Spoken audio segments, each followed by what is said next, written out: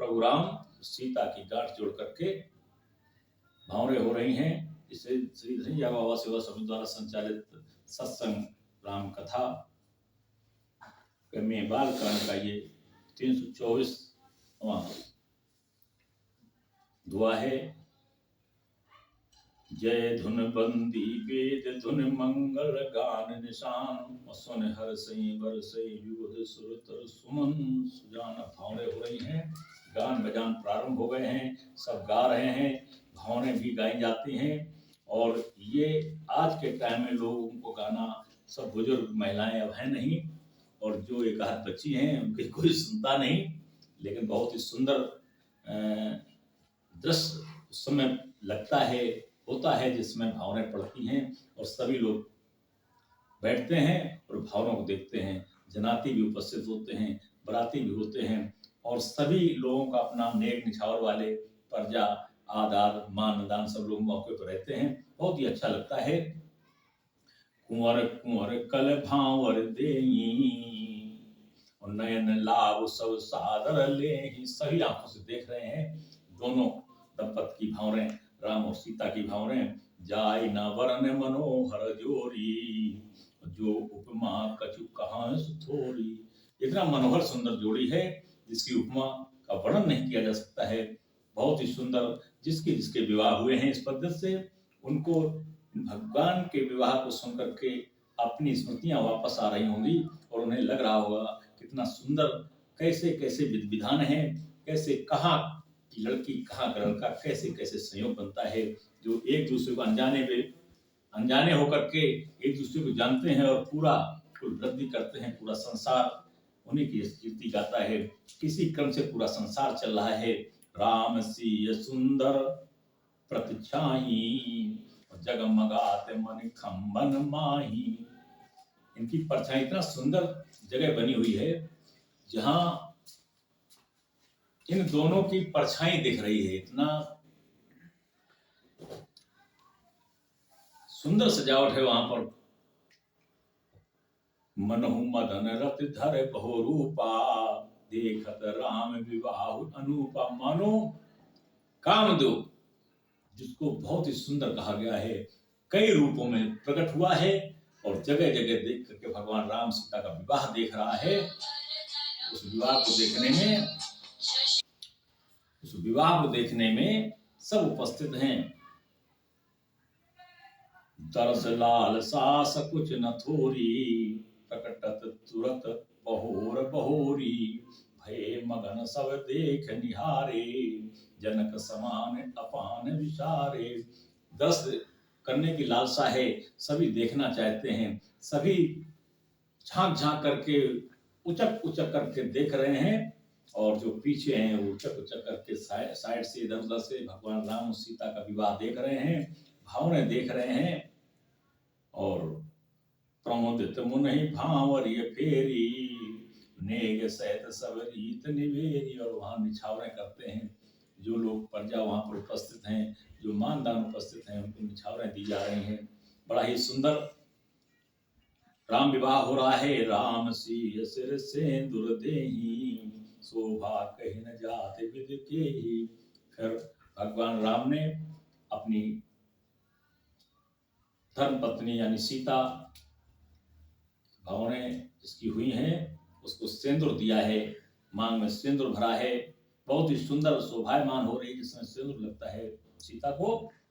अरुण पराग जलज भरनी के शशि भूष अहिलोक अमी के। बहुर वशिष्ठ दीन अनुशासन बर दुल्हन बैठे एक आसन। दोनों को एक आसन पर बिठा दिया गया है, सिंदूर भर दिया गया है।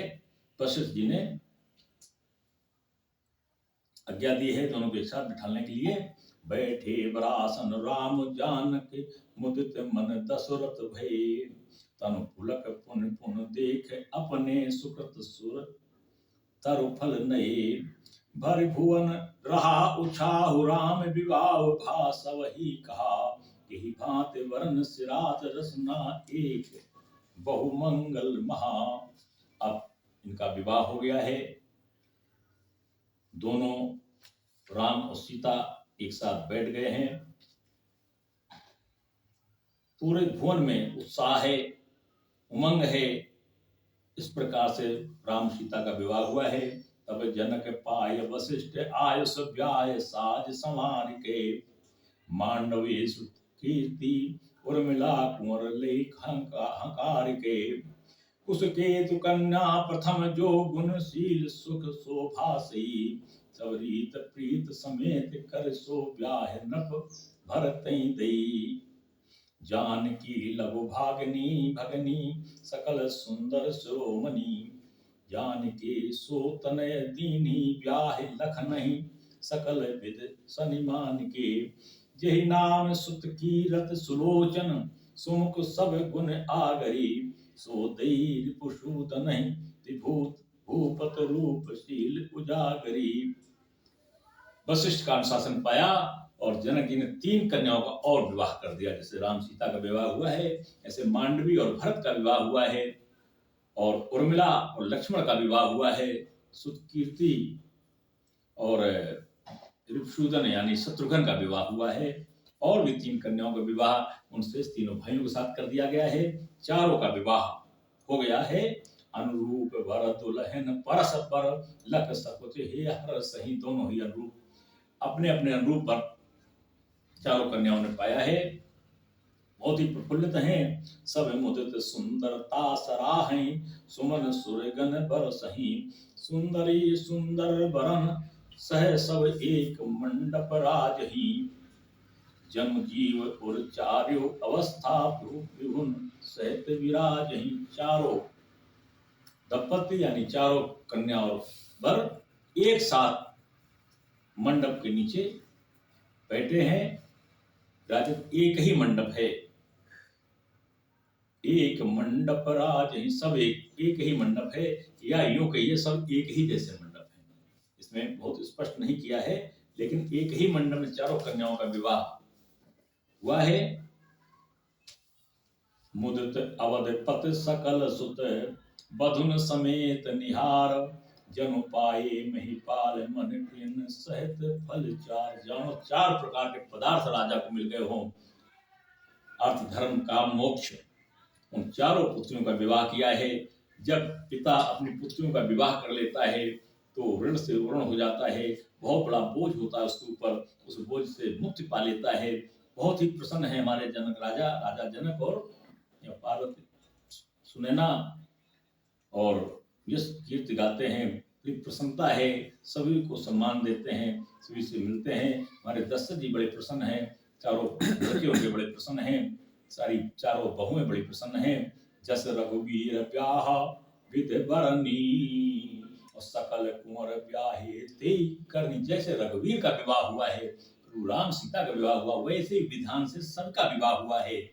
कहीं न जाए कछुताय पूरी, रहा कनक मन मंडप पूरी, कमल वसन विचित्र पटोरे, भांत भांत बहुमोल न थोरे, गजरथ तुरग दास अरुदासी, धेनु अलंकृत कामुदहासी, वस्तु अनेक करिए केम लेखा, और कहीं न जाय जानहि जिन देखा, लोकपाल अवलोक सिहाने, लीन अवधपत सब सुख माने, दीन जाच कन जो जेहि भावा, उबरा सो जनवास ही आवा, तब कर जोर जनक मृदुबानी, बोले सब ब्रात सन्मानी।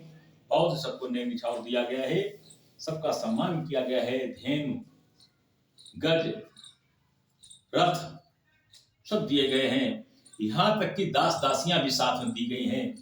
विवाह के समय चारों बहुओं के लिए दास दासियां भेजी गई हैं, और ये दास दासियां पहले के उसमें बहू के साथ एक दासी आती थी, एक दास रहता था, उनको भेजा गया है। सारे बारातियों को सम्मान किया गया है, सबको बरतौने दी गई हैं। सारे बाराती जन्मा से आ जाते हैं, बहुत ही प्रसन्नता करते हैं राजा जनक और सुनैना की। जनक मृदुबानी बोले सब बारात सन्मानी, सभी बारातों ने सम्मान किया है। और सभी बरातियों का सम्मान हमारे राजा जनक जी ने किया है। सन्मान सकल बरात आदर दान विनय बढ़ाई के प्रमुदित महामुनि वृंद वृंदे पूज प्रेम लड़ाई के सिरुनाय देव मनाय सब सन कहत कर संपुट किए सुर साधु चाहत भाव सिंधु किस्तोष जल अंजल दिए कर जोर जनक बहोर बंधु समेत कौशल राय सो बोले मनोहर बयन शान स्नेहशील सुहाय सो संबंध राज निरावरे हम बड़े अब सब विध भय राज साज समेत सेवक जान वे विनुगत ले ए दारिका परिचारिका कर पल्लवी करुणा नई अपराध क्षमियो बोल पठे बहुत हो ठीठो कई पुनि भानुकुल भूषण सकल सन्मान निज समधि किए कही जात नहीं बिनती परस्पर प्रेम परिपूर्ण हिए वृंदार का घन सुमन बरसहि राव जान जनवास ही चले धुन बीजे धुन वेद धुन नव नगर को तूहल भले तब सखी मंगल गान करत मुनीस आयुष पाई के दूल्हे दुल्हन सहित सुंदरी चली को हर वर ल्याई के। बहुत ही सुंदर प्रसंग। राजा जनक ने हाथ जोड़ करके विनती की है दशरथ जी से, ये सब सुकुमारी हैं हमारी पुत्रियां, ये बड़ी ढीठ हैं, हो सकता अनसुनी करें न सुने, इनके अपराधों को क्षमा करना, इनको बड़ा स्नेह प्यार से रखना, इन्होंने कभी कोई काम काज नहीं किया है, इनके गलतियों पर ध्यान न देना और आपका सानिध्य मिलेगा, मंगल हो जाएगा, आपके यहाँ जाकर सब वधुएं सब सीख जाएंगी। ये कन्याएं हैं, ये सुकुमारियां हैं, राजघराने में पली हुई हैं, इन्होंने कभी कोई ऐसे काम नहीं किए हैं जो कर सकें, इसलिए मैं दासियों को साथ भेज रहा हूँ और इनका ध्यान रखना, अपराधे जो भी अपराध इनसे हो जाए उसे क्षमा करना। हम दोनों संधि हो गए हैं, संधि का मतलब समधि, धी माने बुद्धि, जिसकी समान बुद्धि हो, हम दोनों की समान बुद्धि है, इसलिए हम दोनों संधि हुए, इसलिए बराबर सम्मान रिश्ता किया जाता है। तो राजा जनक ने भी स्वीकार किया है कि हमारी ये पुत्रियां जैसी पुत्र वधुएं रहेंगी, कोई इनके जीवन में कष्ट नहीं आने देंगे और जैसे आप यहाँ पली पुसी हैं से जीवन मेरे यहाँ पर इनका बीतेगा। इस प्रकार से दोनों अनुनय विनय करते हैं, दशरथ जी आश्वस्त करते हैं, जनक की अनुनय विनय करते हैं, इस प्रकार से प्रार्थना करते हैं और आगे की बात अब समय हो चुका, हम लोग अगले रविवार को सुनेंगे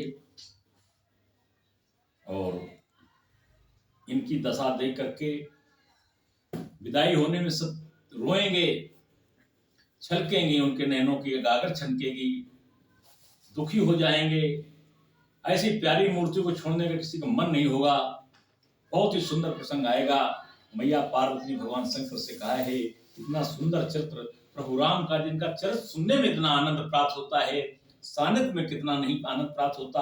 आप, मैं समझ गई आप अपने अंतर मन में भगवान राम की मूर्ति, सीता की मूर्ति क्यों रखे हैं, मैं समझ गई। जगत जननी अंबिका है, ये पारा ब्रह्म परमात्मा ब्रह्म है, राम ब्रह्म है। इन्होंने तो केवल भक्तों के उद्धार के लिए, भक्तों के सम्मान के लिए, भक्तों को वरदान दे दे करके इन्होंने अपने को देह धारण की है। बाकी ये तो पार ब्रह्म परमात्मा है। मेरा भ्रम दूर हो गया। जो राजा दशरथ नंदन राम वही ब्रह्म अखंड ब्रह्मांड नायक राम है। मैं समझ गई, बहुत ही गदगद हुई है। बहुत ही सुंदर प्रसंग, सुंदर कथा हमारी मैया पार्वती ने सुनी है। भगवान का दो बार नाम, हम जहाँ भी रहें, जैसे भी रहें, जिस क्षण रहें, प्रभु का स्मरण रहे।